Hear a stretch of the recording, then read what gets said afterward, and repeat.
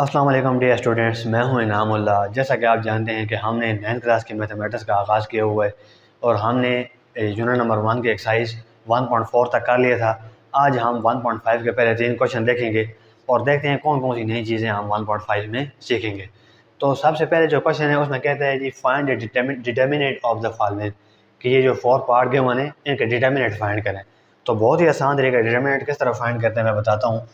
ए लिखे ना, ए ये जो भी नाम दिया हुआ है, यहाँ ए लिखा हुआ है, यहाँ बी लिखा हुआ है, बी का नाम लिखे दोनों तरफ आपने दीवारें लगा देनी है, जिसको हम डिटर्मिनेंट भी कहते हैं, मकतब भी कहते हैं उर्दू में, और इसको माड भी कहते हैं। यानी जो भी नाम दिया गया हो उसकी साइडों पे 2 दीवार लगा दें, यानी उसको हम माड भी कहते हैं, डिटर्मिनेंट भी कहते हैं और उर्दू में मकतब भी कहते हैं।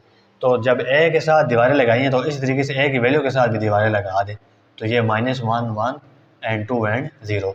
अब इसको हमने मल्टीप्लाई करना है, और किस तरीके से मल्टीप्लाई करना है, क्रॉस मल्टीप्लाई करना है। यानी पहले इस तरह करना है, -1 को 0 से मल्टीप्लाई करना है और फिर इस तरह मल्टीप्लाई करना है 1 को 2 से। -1 को 0 से पहले मल्टीप्लाई करेंगे तो यहाँ पे मैं ब्रैकेट में लिख रहा हूँ -1 और 0। अब इस तरीके से दरमियान में जो है ना नेगेटिव साइन लगाएंगे। ये यहाँ पे बच्चे बाज़ औक़ात भूल जाते हैं कि नेगेटिव साइन लगाएंगे या पॉजिटिव लगाएंगे। तो आपने याद रखना है, जब डिटर्मिनेंट फाइंड करते हैं तो नेगेटिव साइन लगाएंगे दरमियान में, जब 2 मैट्रिक्स को मल्टीप्लाई करेंगे तब हम प्लस की वैल्यू लगाएंगे, प्लस लगाएंगे, प्लस का साइन, वैसे हम नेगेटिव साइन लगाएंगे। अब ये -1 0 से मल्टीप्लाई हो गया, अब 1 को 2 से मल्टीप्लाई कर दें, 1 इंटू 2। अब यहाँ पे सॉल्व करते हैं, -1 0 0 एंड 2 1 2। अब 0 -2 ये -2 हो जाएगा, ये इसका ए का मॉड आ गया, डिटर्मिनेंट आ गया। अब इसी तरीके से बी का भी फाइंड कर लेते हैं। बी का नाम लेकर दोनों तरफ दीवारें लगा दें और इसकी वैल्यू के दोनों तरफ भी दीवारें लगा दें, 1 3 2 एंड -2। अब इसको सॉल्व करते हैं किस तरह, और 1 -2 से मल्टीप्लाई होगा, 1 इंटू -2, दरमियान में आएगा नेगेटिव साइन, 3 मल्टीप्लाई होगा 2 के साथ, 3 इंटू 2। अब 2 1 2, नेगेटिव साइन शुरू में, -3 2 6, -2 एंड -6 ये आ जाएगा -8। ये इसका आंसर है। बिल्कुल इसी तरीके से इसको भी सॉल्व कर लेंगे। सी का डिटर्मिनेंट इज इक्वल टू, इस तरह भी डिटर्मिनेंट लगा दें, 3 2 3 2। अब मल्टीप्लाई करें, किस तरह करेंगे, 3 को 2 से मल्टीप्लाई करेंगे, 3 इंटू 2, दरम्यान में नेगेटिव साइन, 2 इंटू 3, 3 2 6, -2 3 6, 6 -6 0। तो सी का डिटर्मिनेंट हमारे पास 0 आ गया। इस तरीके से डी का डिटर्मिनेंट निकाल लेते हैं। Determinant of D is equal to, दोनों तरफ दीवारें लगा के 3 2 1 एंड 4। तो आप मल्टीप्लाई करें, 3 को 4 से मल्टीप्लाई कर दें, दरमियान में नेगेटिव साइन, 2 को 1 से मल्टीप्लाई कर दें, 2 इंटू 1। अब 3 4 12, -2 1 2, 12 -2 ये आ गया 10, और ये हमारा इसका आंसर आ गया। तो इस तरीके से हम डिटर्मिनेंट फाइंड करते हैं। देखिए कितना आसान तरीका है। अब क्वेश्चन नंबर 2 को देखते हैं। Find which of the following matrices are singular or non singular. अब यहाँ पे भी 4 पार्ट दिए हुए हैं और कहता है बताएं इनमें से कौन से सिंगुलर हैं और कौन से नॉन सिंगुलर हैं। तो बहुत ही आसान है, कोई भी मैट्रिक्स दिया गया हो आप उसका डिटर्मिनेंट निकालें। अगर डिटर्मिनेंट 0 आ गया तो वो सिंगुलर मैट्रिक्स होगा, अगर डिटर्मिनेंट 0 नहीं आया तो वो नॉन सिंगुलर होगा। जैसे आप देखें, अब हमने पार्ट नंबर 1 का डिटर्मिनेंट निकाला है तो आंसर हमारे पास क्या है, -2। अब ये 0 तो नहीं है ना, नेगेटिव है ना, यानी 0 आंसर अगर आ जाए वो सिंगुलर, और 0 के अलावा कोई और आंसर आ जाए तो फिर वो नॉन सिंगुलर। तो अब ये -2 आंसर आया तो ये एक नॉन सिंगुलर मैट्रिक्स है। यहाँ पे भी हमारे पास -8 आंसर आया है, 0 नहीं आया। अगर 0 आएगा वो सिंगुलर, अगर नॉन 0 होगा, 0 नहीं होगा तो वो फिर नॉन सिंगुलर होगा, सिंगुलर होगा। सॉरी, अगर हम डिटर्मिनेंट निकालें आंसर 0 आ जाए तो सिंगुलर, और अगर आंसर 0 ना आए तो नॉन सिंगुलर। जैसे अब यहाँ पे आंसर 0 नहीं आया तो ये नॉन सिंगुलर। इसी तरीके से सी पार्ट में देखें, यहाँ पे हमने डिटर्मिनेंट जब निकाला तो आंसर क्या आ गया, 0। तो जब आंसर 0 आ गया तो वो जो मैट्रिक्स जिसका आपने डिटर्मिनेंट निकाला है वो एक सिंगुलर मैट्रिक्स होगा। इस तरीके से डी पार्ट का भी निकाला है, 10 आंसर आया तो इसका आंसर 0 के अलावा आ गया तो ये अब नॉन सिंगुलर है। अगर 0 आता तो ये भी सिंगुलर होता। इसी तरीके से अब इन 2 पार्ट के भी डिटर्मिनेंट निकालते हैं और देखते हैं कि ये सिंगुलर है या नॉन सिंगुलर है। तो डिटर्मिनेंट निकालने का तरीका बताया हुआ है। ए लेकर दोनों तरफ दीवारें लगा दें और यहाँ पे लिख दीजिए 3 6 2 एंड 4। अब इसको सॉल्व करें, 3 मल्टीप्लाई होगा 4 के साथ, दरमियान में आएगा नेगेटिव साइन, 2 मल्टीप्लाई होगा 6 मल्टीप्लाई हो जाएगा 2 के साथ, 3 4 12, -6 2 12, 12 -12 0। तो 0 आ गया। अब यहाँ पे हम नीचे लिख देंगे has A determinant of A is equal to 0 is equal to 0, so A is singular matrix, A is singular matrix. तो जिसका डिटर्मिनेंट का आंसर 0 आ जाए वो सिंगुलर, और जिसके डिटर्मिनेंट का आंसर 0 ना आए वो नॉन सिंगुलर होता है। जिस तरह अब हम यहाँ पे निकालते हैं डिटर्मिनेंट, तो ये हो जाएगा जी 4, 1, 3 एंड 2। अब यहाँ पे 4 को 2 से मल्टीप्लाई करें, दरमियान में नेगेटिव साइन, 1 को 3 से मल्टीप्लाई करा आपने, 4 2 ज़ार 8 माइनस 3 1 ज़ार 3, 8 माइनस 3, तो ये आंसर आ जाएगा 5। अब यहाँ पे 0 नहीं आया तो यहाँ पे लिखेंगे as B determinant of B not equal to 0, so B is non singular matrix, B is non singular matrix.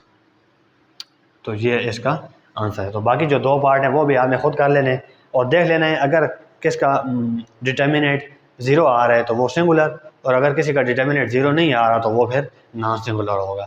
अब हम क्वेश्चन नंबर 3 को देखते हैं। कहता है क्वेश्चन नंबर 3 में find a multiplicative inverse if exist. तो हमने अब मल्टीप्लिकेटिव इनवर्स फाइंड करना है। तो सबसे पहले आप फार्मूला समझें मल्टीप्लिकेटिव इनवर्स का। कोई भी नाम दिया गया हो, एक मैट्रिक्स हमारे पास हो, उसका नाम ए हो अगर मैट्रिक्स का, तो अब हमने इस मैट्रिक्स का अगर मल्टीप्लिकेटिव इनवर्स निकालना हो तो हम मल्टीप्लिकेटिव इनवर्स को ए की पावर -1 से शो करेंगे। अब यहाँ पे इसको आप ए मल्टीप्लिकेटिव इनवर्स भी पढ़ सकते हैं और आप इस तरह भी पढ़ सकते हैं ए इनवर्स। ज़्यादातर इसको ए इनवर्स पढ़ते हैं और ये शो जो है ना मल्टीप्लिकेटिव इनवर्स को करता है। यानी अगर ये ए के ऊपर -1 लिखा हुआ है तो इसका मतलब है हम ये इसका जो है ना मल्टीप्लिकेटिव इनवर्स है। जिस तरीके से देखें बी के डिटर्मिनेंट को बी के मॉड से ज़ाहिर करते हैं, इसी तरीके से ए इनवर्स को या मल्टीप्लिकेटिव इनवर्स को जो नाम दिया गया हो उसके ऊपर -1 लगाकर उस तरह शो करते हैं।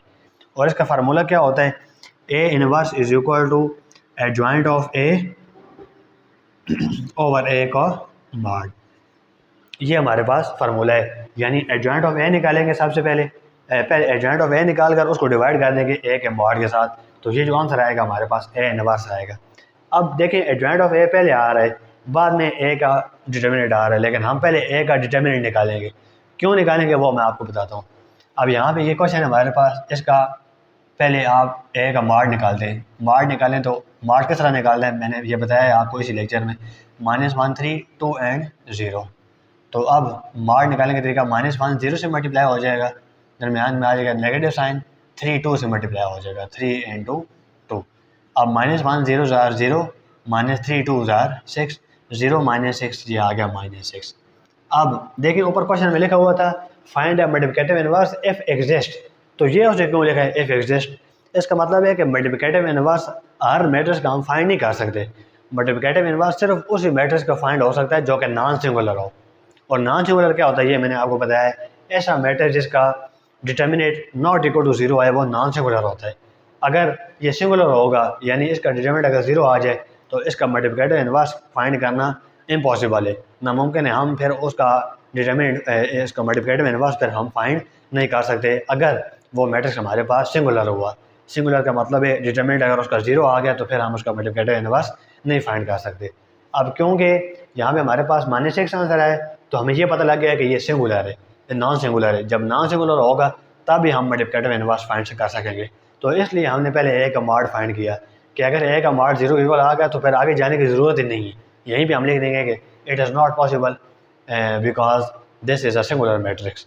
अब ये हमारे पास एक नॉन सिंगुलर मैट्रिक्स है, इसलिए हम इसका मल्टीप्लिकेटिव इनवर्स फाइंड करेंगे। तो उसका फार्मूला मैंने बताया है adjoint of A over A का मॉड। अब हमने ए का मॉड तो निकाल लिया, एडजॉइंट ऑफ ए निकालना है तो वो भी बहुत आसान है। यहाँ पे लिखें adjoint of A is equal to adjoint of A लेकर क्या करना है, ये ए को देखना है और फर्स्ट और फोर्थ की जगह चेंज कर देनी है। पहले और चौथे एलिमेंट की हमने जगह चेंज कर देनी है, यानी पहले की जगह पे चौथा एलिमेंट और चौथे की जगह पहले एलिमेंट लिख देना है। यानी ये 0 -1 की जगह पे आ जाएगा और -1 0 की जगह पे। और ये जो सेकंड एंड थर्ड एलिमेंट है इनके साइन चेंज हो जाएंगे। अगर कोई प्लस है तो नेगेटिव हो जाएगा और अगर कोई नेगेटिव है तो वो पॉजिटिव हो जाएगा। ये अब हमने एडजॉइंट निकाल लिया है इसका। बाज़ बच्चे यहाँ पे गलती करते हैं कि वो एडजॉइंट ऑफ ए लेके आगे ए की वैल्यू लिख देते हैं और नीचे फिर एडजॉइंट ऑफ ए निकाल देते हैं, तो वो उस तरीके से वो रॉन्ग होगा। सही देखा क्या होगा इसका कि एडजॉइंट ऑफ ए लिखा है तो फिर आप सामने एडजॉइंट ऑफ ए की वैल्यू ही लिखें।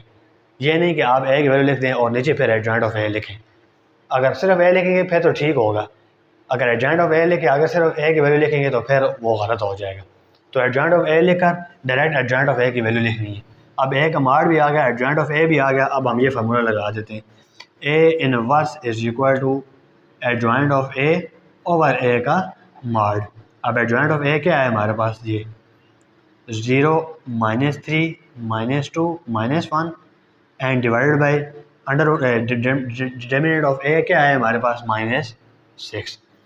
अब ये जो डिटर्मिनेंट आया ये सब के नीचे डिवाइड कर देंगे, ये आ जाएगा 0 divided by -6 -3 divided by -6 -2 divided by -6 and -1 divided by -6। अब क्या होगा, 0 ओवर -6, ऊपर 0 आ जाए तो सब चीज़ 0 हो जाती है। और ये नेगेटिव साइन इस नेगेटिव साइन से कैंसिल, 3 1 ज़्यादा 3 2 ज़्यादा 6, 1/2 आ जाएगा, 1/2। इस तरीके से ये नेगेटिव साइन से कैंसिल, 2 1 ज़्यादा 2 2 3 ज़्यादा 6, 1/3 आंसर आ जाएगा, 1/3। इस तरह ये नेगेटिव साइन इस नेगेटिव साइन से कैंसिल, 1/6 इसका आंसर आ जाएगा। तो ये हमने ए इनवर्स निकाल दिया। इतना आसान तरीका है ए इनवर्स निकालने का, ये बहुत ज़रूरी है। ये जो है ना अगर आएगा तो आपको एक्सरसाइज 1.6 तब समझ आएगी। और एक्सरसाइज 1.6 इतनी इंपॉर्टेंट है कि हर साल उसमें से बड़े क्वेश्चन में से एक क्वेश्चन उसमें से आता है। तो आपने ये सही करके समझना है। अभी इस तरीके से मैं बी का भी फाइंड करता हूँ। तो बी इनवर्स अब जो नाम दिया गया होगा उसके मुताबिक फार्मूले लगाएंगे। अब यहाँ पे बी का हमने इनवर्स निकालना है, तो बी इनवर्स का फार्मूला होगा adjoint of B over B का मॉड। तो अब हमने बी का मॉड निकालना है और एडजॉइंट ऑफ बी निकालना है। तो बी का मॉड यहाँ पे निकाल लेते हैं। बी का mod is equal to 4 1 3 and 2। अब किस तरह करेंगे जी, 4 2 से मल्टीप्लाई हो जाएगा, 4 इंटू 2, दरमियान में नेगेटिव साइन, 1 3 से मल्टीप्लाई हो जाएगा, 1 इंटू 3। अब 4 2 ज़ार 8 -3 1 ज़ार 3, 8 -3 ये आंसर आ जाएगा 5। ये हमारे पास क्या आ गया, बी का मॉड।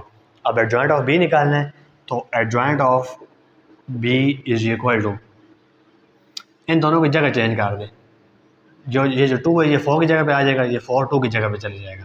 यहाँ पे लिख देंगे 2, यहाँ पे लिख देंगे 4, और इन दोनों के हमने साइन चेंज कर देने हैं, -1 और -3। ये एडजॉइंट ऑफ बी भी आ गया। आप डायरेक्ट फार्मूला लगा दें, B inverse is equal to adjoint of B over B का मॉड। तो एडजॉइंट ऑफ बी क्या है, 2 -1 3 एंड 4 डिवाइडेड बाई बी का मॉड। तो बी का मॉड क्या है हमारे पास 5। अब ये 5 साहब के नीचे डिवाइड कर दें, 2/5 -1/5 -3/5 एंड 4/5। अब क्योंकि इनमें से कोई भी कैंसिल नहीं हो सकता तो फिर हम इसका यही आंसर ले देंगे, यही इसका बी इनवर्स होगा। तो ये इसका आंसर आ गया। अब थर्ड पार्ट भी हम कर लेते हैं। थर्ड पार्ट सबसे पहले अब सी का नाम दिया हो तो इसके लिए सी का फार्मूला लिखते हैं इनवर्स का। C inverse is equal to adjoint of C over C का मॉड। तो हमने सी का मॉड भी निकालना है, एडजॉइंट ऑफ सी भी निकालना है। तो सबसे पहले हम सी का मॉड निकाल दें। सी का mod is equal to -2 6 3 and -9। अब किस तरह सॉल्व करेंगे, -2 -9 से मल्टीप्लाई होगा, -2 -9 दरमियान में आएगा नेगेटिव साइन, 6 3 से मल्टीप्लाई हो जाएगा, 6 इंटू 3। अच्छा 2 9 ज़ार 18 और नेगेटिव पॉजिटिव हो जाते तो हम यहाँ पे प्लस का साइन लिखेंगे, और फिर आगे नेगेटिव साइन, 6 3 ज़ार 18। अब 18 -18 0। तो अब हम इसका मल्टीप्लिकेटिव इनवर्स नहीं फाइंड कर सकते, क्योंकि मैंने आपको पहले बताया है अगर डिटर्मिनेंट 0 के इक्वल आ जाए तो इसका मतलब वो जो मैट्रिक्स था वो सिंगुलर था, और सिंगुलर मैट्रिक्स का हम मल्टीप्लिकेटिव इनवर्स बिल्कुल भी फाइंड नहीं कर सकते। तो अब यहाँ पे लिख देंगे as determinant of C is equal to 0, so it is a singular matrix. अब ये एक सिंगुलर मैट्रिक्स है, it is a singular matrix, so we cannot find multiplicative inverse। So ये इसका आंसर आ जाएगा और ये इसका सॉल्यूशन होगा। तो अब इसका एक और पार्ट रह गया डी, जो थोड़ा सा आपके लेवल के लिए मुश्किल है, वैसे बहुत आसान है, तो वो मैं अभी आपको करा देता हूँ। तो यहाँ पे मैं इसको इधर ही चलें, इसको रेस कर देते हैं, इधर ही मैं इसको रेस करके ना, तो यहाँ पे मैं आपको सॉल्व करवा देता हूँ। अच्छा डी पार्ट पहले लिख लेते हैं, क्या है जी, D is equal to D is equal to 1/2। अच्छा 1/2, उसके बाद है 3/4 1 and 2, 3/4 1 and 2। अब हमने इसका जो है ना इनवर्स निकालना है, मल्टीप्लिकेटिव इनवर्स। तो अब डी नाम दिया गया है तो इसका फार्मूला बना लें। सबसे पहले D inverse is equal to adjoint of D divided by D का मॉड। तो अब डी का मॉड भी निकालना है और एडजॉइंट ऑफ डी भी निकालना है। तो सबसे पहले यहाँ पे हम डी का मॉड निकाल लेते हैं। तो क्या वही तरीका होगा इसमें, सारा पुराना, कोई नई बात नहीं है। 3/4 and 2। तो आप किस तरह करेंगे, ये 1/2 2 से मल्टीप्लाई हो जाएगा। 1/2 into 2, दरमियान में आएगा नेगेटिव साइन। 3/4 1 से मल्टीप्लाई हो जाएगा। 3/4 into 1। अब ये वाला 2 इस 2 से कैंसिल, ऊपर रह जाएगा 1 माइनस 3/4 1 जार 3/4। और आपको पता है जब दो वैल्यू बटे में आ जाए, फ्रैक्शन में आ जाए, तो फिर हम इसका एलसीएम लेते होते हैं। तो इसके बटे के नीचे अगर कुछ भी नहीं है तो 1 होगा। अब यहाँ पे एलसीएम हमारे पास 4 आ जाएगा। 1 के टेबल 4 पे 4 मरतबा, 4 ऊपर 1 से मल्टीप्लाई होगा। 4 1 जार 4 माइनस 4 4 से कैंसिल, या 4 के टेबल 4 पे 1 मरतबा, 1 ऊपर 3 से मल्टीप्लाई होगा। 3 1 जार 3। तो ये आंसर आ जाएगा 1/4। ये किसका आंसर आ गया, डी के मॉड का। डी का मॉड किसके इक्वल आ गया, 1/4 के इक्वल। अब इसका हम एडजॉइंट निकालते हैं। तो adjoint of D is equal to, adjoint of D कैसे निकालते हैं, इन दोनों की जगह चेंज कर देते हैं। 2 यहाँ पे आ जाएगा, 1/2 यहाँ पे आ जाएगा। 3/4 और 1 का साइन चेंज कर देंगे, ये -3/4 हो जाएगा और ये -1 हो जाएगा। अब ये एडजॉइंट ऑफ डी भी आ गया। अब फार्मूला लगा दें, D inverse is equal to adjoint of D over D का मॉड। तो एडजॉइंट ऑफ डी क्या है, ये लिख दें। 2 -3/4 -1 एंड 1/2 और डिवाइडेड बाई डी का मॉड क्या है हमारे पास, 1/4। अब ये 1/4 सब के नीचे डिवाइड कर दें तो ये आ जाएगा जी 2 और ये बाई 2/1/4। इस तरीके से -3/4 डिवाइडेड बाई 1/4। इस तरीके से -1 और ये डिवाइडेड बाई 1/4। इस तरीके से 1/2 डिवाइडेड बाई 1/4। तो अब इसको हम सॉल्व कर लेते हैं। अच्छा अब ये चीज़ आपने याद रखनी है कि third one becomes first one. जब भी बटे में अगर तीसरी चीज़ होगी तो वो जाके पहली वैल्यू से मल्टीप्लाई हो जाएगी। इसका एक और तरीका भी है, वो भी मैं आपको समझा देता हूँ। पहले आप इस तरीके से समझिए कि 4 2 jar 8, third one becomes first one, 8/1 हो जाएगा। अब यहाँ पे देखें, यहाँ पे ये 4 इस 4 से कैंसिल, ऊपर रह जाएगा -3 और बटे के नीचे रह जाएगा 1। ठीक हो गया। अब यहाँ पे फिर 1 2 एंड 3 थर्ड वैल्यू है, तो third one becomes first one. 4 value multiply हो जाएगी -1 के साथ, तो ये ऊपर आ जाएगा -4 और नीचे सिर्फ 1 रह जाएगा। इसी तरीके से अब इसको हम सही करके सॉल्व कर लेते हैं। देखें 1/2 डिवाइडेड बाई 1/4 का मतलब क्या है, ये लिखा हुआ है 1/2 डिवाइडेड बाई 1/4। आप किस तरह सॉल्व करेंगे, ये देखें ये 1/2 इस तरह लिख रहे हैं और ये बटा लिखा हुआ है, इसका मतलब है इसको हम इस तरह लिख सकते हैं, डिवाइड का साइन लगा सकते हैं और नीचे फिर 1/4। अब जब इस किस्म का क्वेश्चन हो तो हम मल्टीप्लाई में चेंज करते हैं ये चीज़। तो यहाँ पे आ जाएगा 1/2 मल्टीप्लाई बाई, जब मल्टीप्लाई करते हैं तो ये उलट हो जाता है, 4/1 हो जाएगा।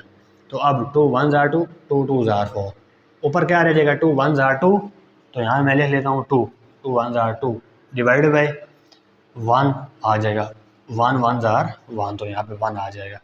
ये जो मैंने यहाँ पे किया था यहाँ पे किया, ये भी बिल्कुल इसी तरीके से हो सकते हैं। तो वो फिर अगर आपको समझ आए तो बता दें, वो इंशाल्लाह फिर नेक्स्ट वीडियो में मैं फिर इसकी वजाहत कर दूँगा। अब आगे 8/1 नहीं लिखते होते, अब बाय 1 को निगलेक्ट कर देंगे, सिर्फ 8 रहेगा, आगे -3 रहेगा, यहाँ पे सिर्फ -4 रहेगा, यहाँ पे 2 रहेगा। तो ये डी का हमने इनवर्स निकाल दिया, सॉरी डी का इनवर्स। तो इस तरीके से हम मल्टीप्लिकेटिव इनवर्स फाइंड करते हैं। इसको शॉर्टकट में डी इनवर्स भी कह सकते हैं, अगर ए हो तो ए इनवर्स भी कह सकते हैं। वैसे इसका असल नाम मल्टीप्लिकेटिव इनवर्स है। तो ये थे 1.5 के पहले 3 क्वेश्चन। मैं उम्मीद करता हूँ समझ आ गए होंगे।